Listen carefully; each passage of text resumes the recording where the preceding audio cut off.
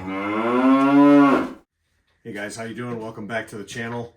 I got here in front of me a little Stihl 015L, and I'm really excited about doing a video on this. I've been thinking about this for a long time. Thought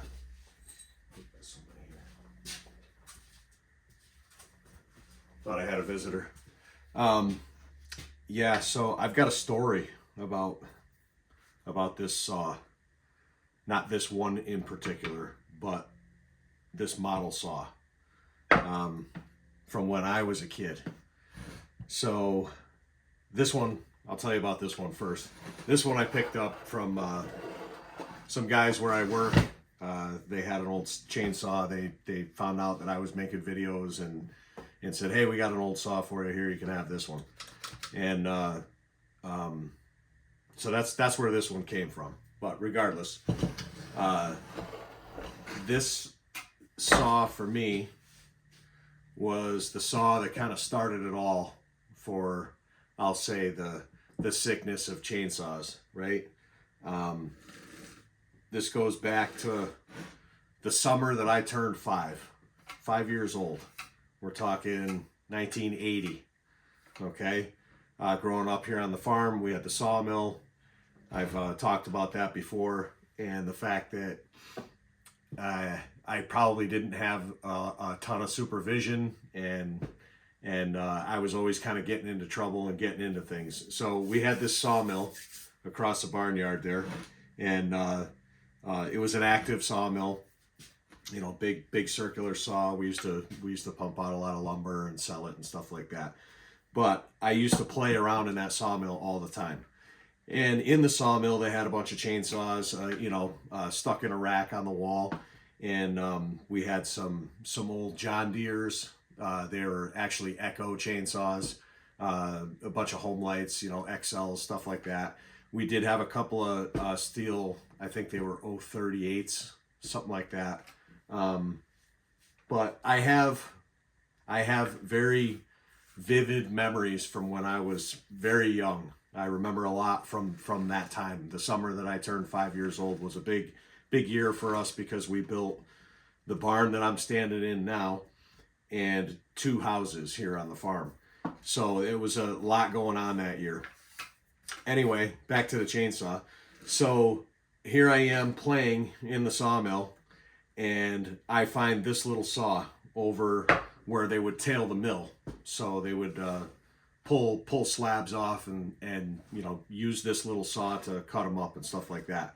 Well, when I found this thing and I saw it, I said to myself, oh, that's just my size. This is perfect for me, And I was just I was turning 5 years old that summer, so I was just a little kid.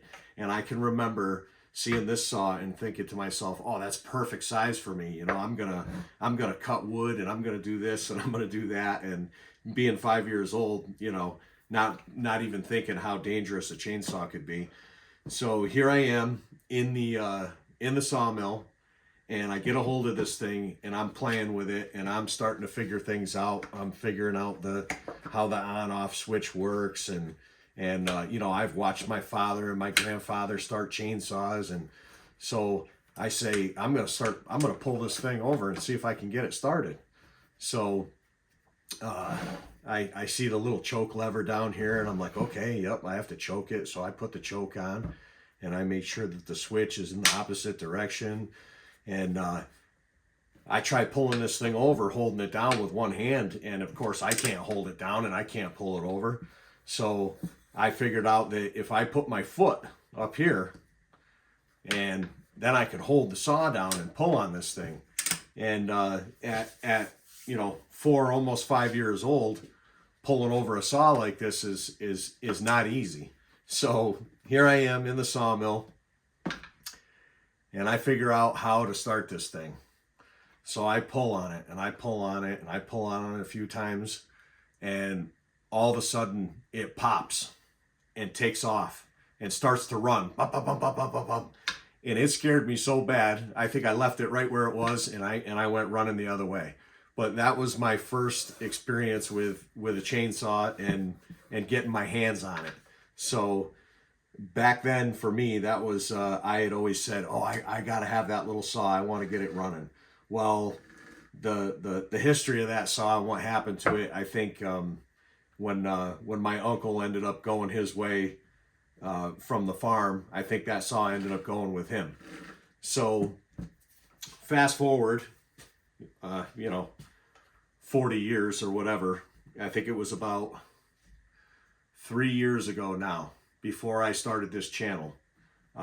We had a really bad ice and windstorm, and I was at work at the time. And when I got out, I normally have about a 40-minute ride home, and it's kind of out in the backwoods in the country. That's where all the roads I have to travel. And I got out of work, and I started heading my way home, and just about every single road I went down, there was a tree, a limb, wires, all kinds of stuff down everywhere. It ended up taking me about 2.5 hours to get home from that ride.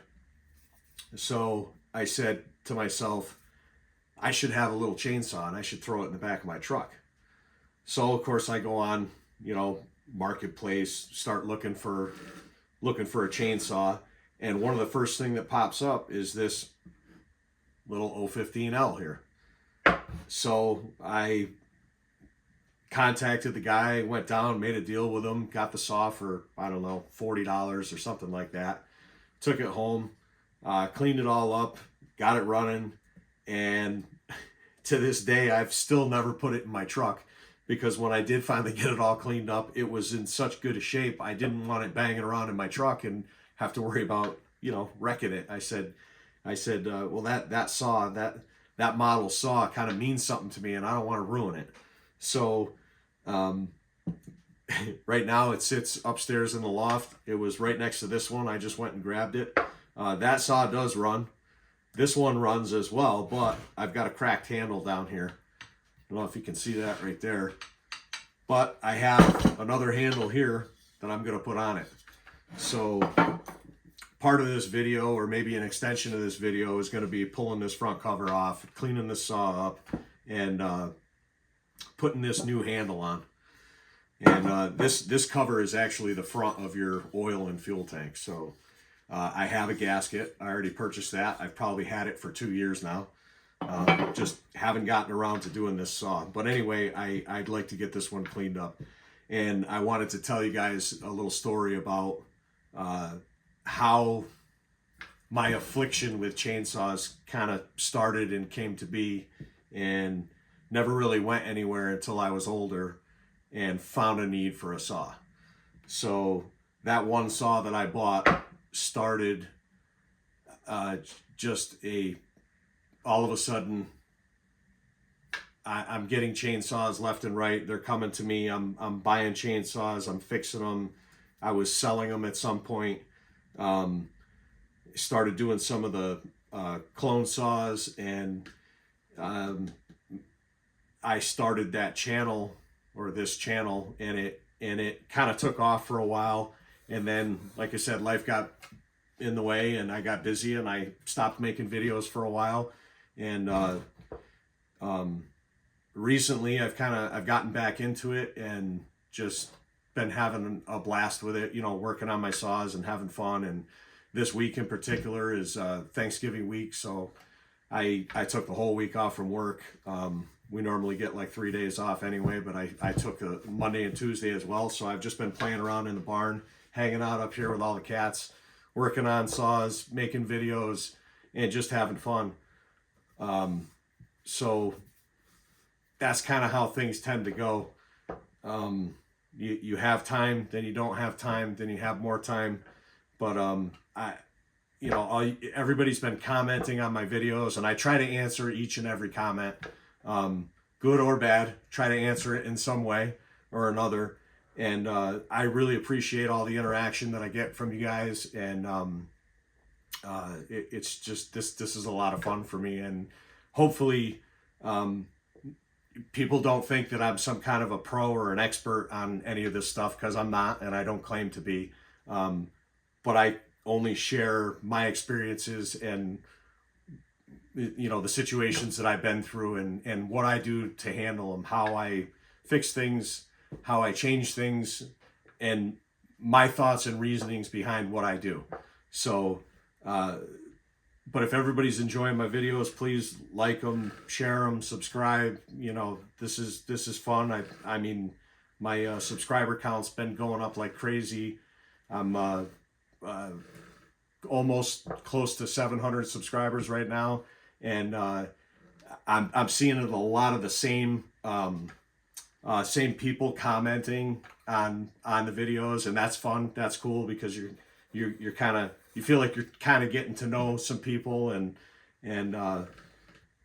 yeah, shout out to Rugged Timber. Thank you. This guy's always commenting, and his comments are great. I love it. It keeps me going. He's given me ideas for content, that sort of stuff. But that's what this is all about for me. Just a lot of fun. And yeah, so I want to start cleaning the saw up a little bit and get that handle swapped out. Not that I'm ever really going to do anything with it. It's just the saw for me. You know, they kind of mean something. Maybe one day it'll just hang up, and maybe that's what I'll do. Maybe I'll hang it up here in the shop and just kind of leave it up there to look at. But yeah. All right, so thanks for watching. Or you can keep watching and I'll start cleaning this thing up.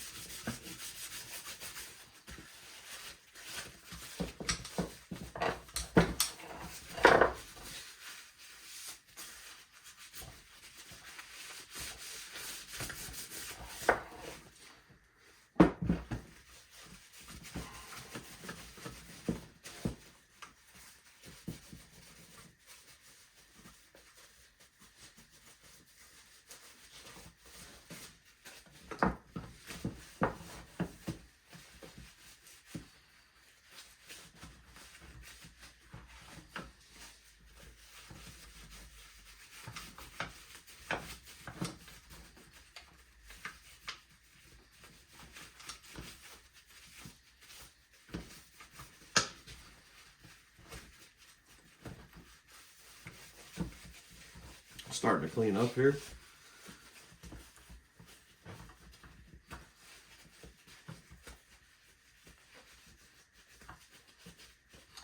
A lot of barn dust building up on this thing. Been sitting up in the loft for probably the better part of 3 years anyway, 2.5 years, something like that. But this was a good running saw when I got it. And other than the crack in the handle, that was pretty much all that was wrong with it. These came with a 1/4-inch pitch chain. It's pretty small. It kind of, I think it kind of went out for a while. Not a lot of people used it. And then they started making a lot of the like pole saws and stuff like that. And I believe the 1/4-inch is pretty readily available. Don't quote me on that. I'm not sure. But they do have conversion kits. There's some companies that'll, there's an oiler gear in here that the clutch drum sprocket actually drives a plastic spur gear inside here that runs your oiler pump, and part of this conversion is a new 3D printed plastic gear that I found them on eBay before. You know, somebody's manufacturing them, but anyway, you can convert these to 3/8 pitch chain. So the one that I picked up initially when I was looking for a saw to keep in my truck, I actually did convert that one, so it's 3/8, and you know, just 3/8 chain's a little more readily available. I think easier to work with, easier to sharpen, that sort of stuff. No chain brake or safety brake on these little saws. they came in a couple of different versions. You could get, well, they had different model numbers. So there was an 015, an 015L, and an 015 AV.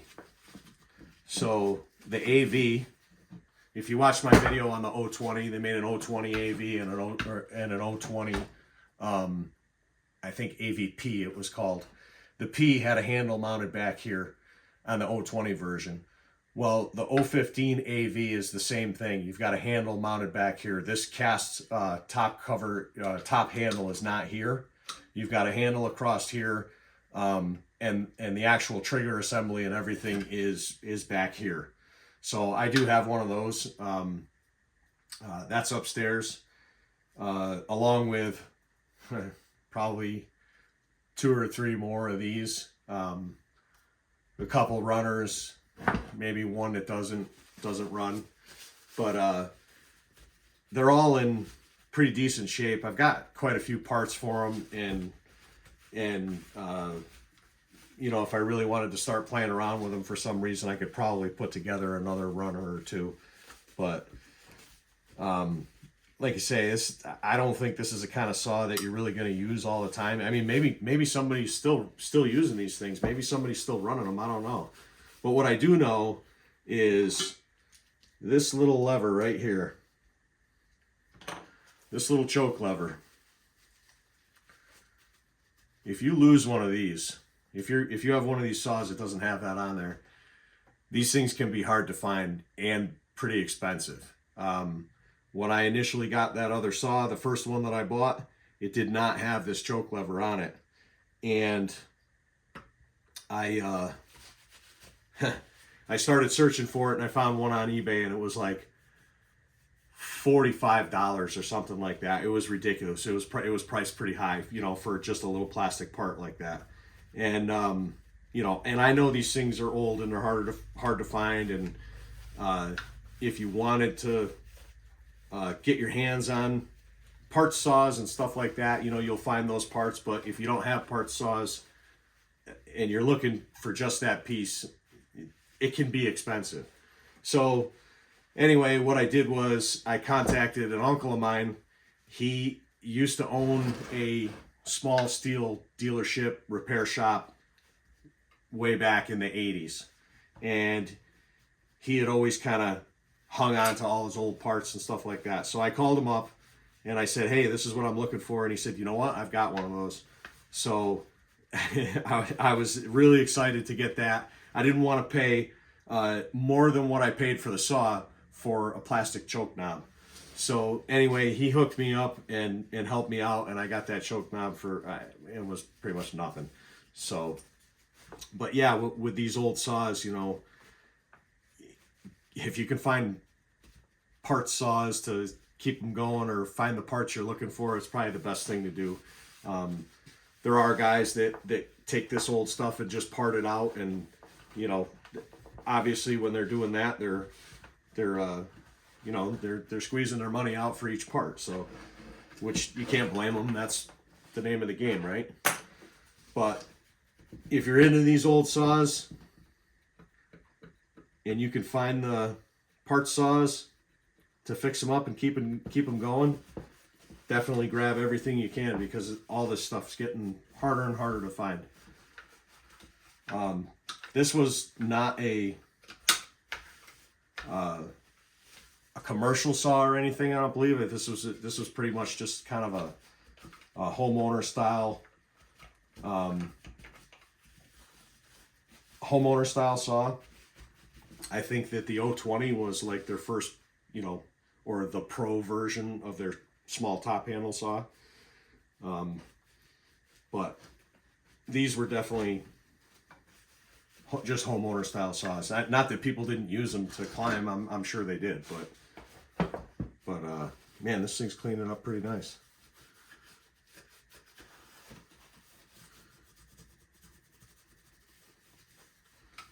Yeah, it looks pretty good. I'm curious. This thing's been sitting for a while now. I'm wondering if we pull on it, see if it'll pop. See if there's anything in it.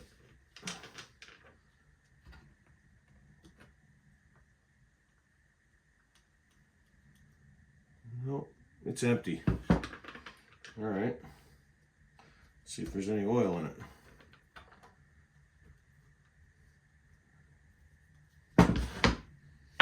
Get my light out here. Oh yeah, we're about 3/4 full of oil. So that's all gonna have to come out so I can change this cover.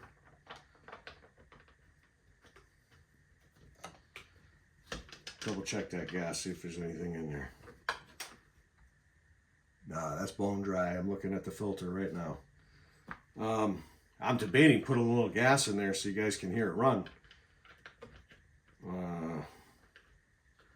I gotta drain everything anyway, so maybe I'll do that.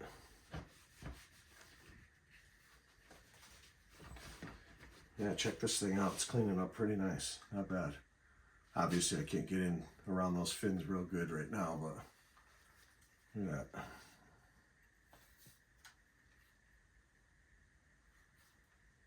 Not bad. You know what? I think I'm going to throw a little gas in there. Let's see what we got.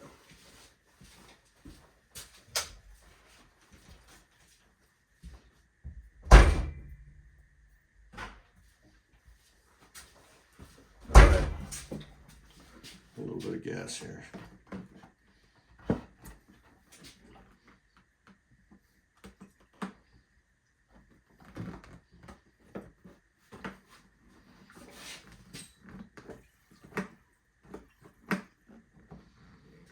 That should be enough. A little shot in there.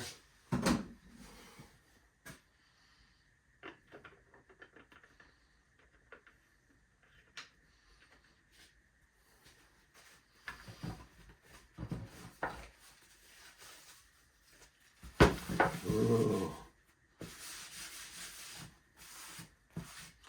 All right, let's see what we got. A little choke. I'm not going to throttle lock it. I'm just going to see what it does here.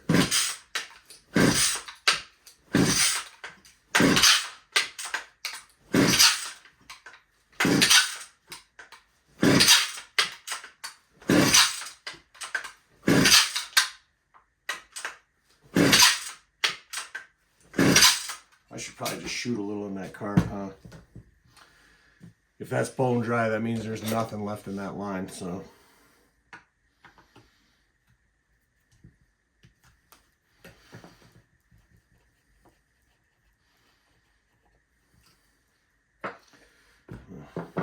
Nice little filter in there. Screen type. I like those. Yeah, let me give it a little shot. Alright, we'll give her a little sip.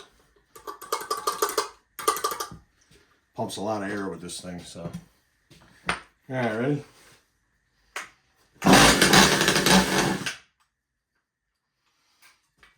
Go with another one, see if it primes up.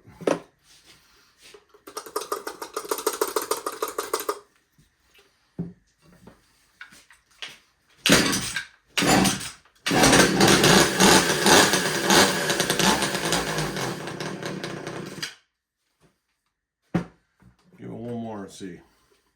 Diaphragm could be crusty, I don't know.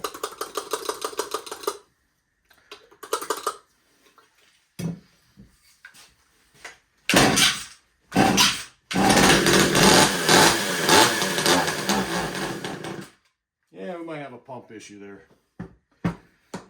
Anyway, I know this saw runs. It ran good when I put it away a couple of years ago, and I don't remember putting any ethanol gas in it, so that doesn't mean it didn't have any before it. I know I didn't rebuild this carb, so that may have to come apart to replace that diaphragm in the carb. Yeah, it's the only thing I could think of, but this saw did run when I put it away, so we'll have to get that. So yeah, we got this other handle here. I don't see anything wrong with this one. It's not cracked. It is a little dirty. maybe missing just a little bit of paint here and there, but that's okay. I'm not looking for, you know, absolute perfection here. More than likely this thing is just going to get hung up anyway, but either way, it's a neat little saw, and I'm sure a lot of you older guys watching, you've probably used them. I did cut with a couple of them a little bit here and there, and you know, they seem like a decent little saw. Not something that you'd probably ever use in production tree climbing or felling or anything like that, you know. But still, just a neat little saw. Like I said, this is the one that kind of got its hooks into me when I was just a little kid, and I always thought it was really cool, and always wanted to have one. And now I've got a pile of them, so you know.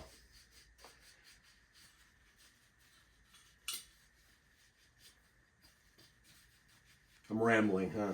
I tend to do that. So anyway,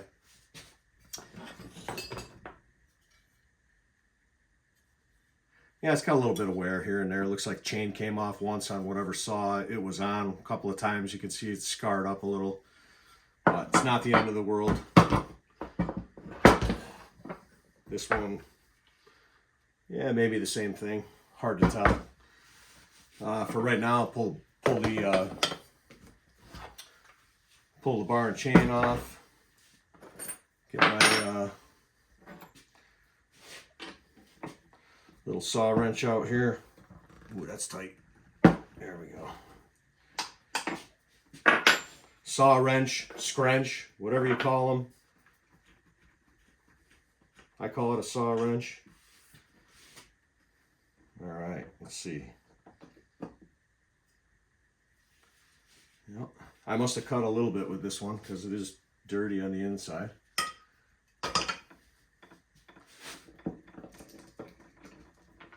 It's a cute little chain. Oh, it's cute. Yep. 1/4-inch pitch. It's tiny. You see how small that is. And that's a, what do they call that? Semi-chisel chain. It's not right square in the corners, but they say that's better for, you know, dirty wood. Longevity, it'll hold an edge sharper than a full chisel, but they don't cut quite as good, I guess.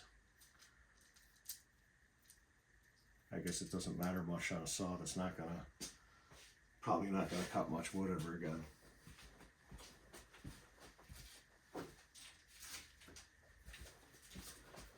All right, got that hung up. Yeah, so I don't know if you can see in here or not, but if you can look just behind that clutch, you can see that plastic piece sticking out that the sprocket clutch drum is pressed into, or that it's riding into. That's your oil drive gear. So when you change that to 3/8, the pattern that's in that little plastic gear actually, you know, obviously it has to change for the pitch of a 3/8 sprocket, so it'll fit in there and actually drive it. So that's part of that conversion that you need to do if you want to make this thing run 3/8 chain.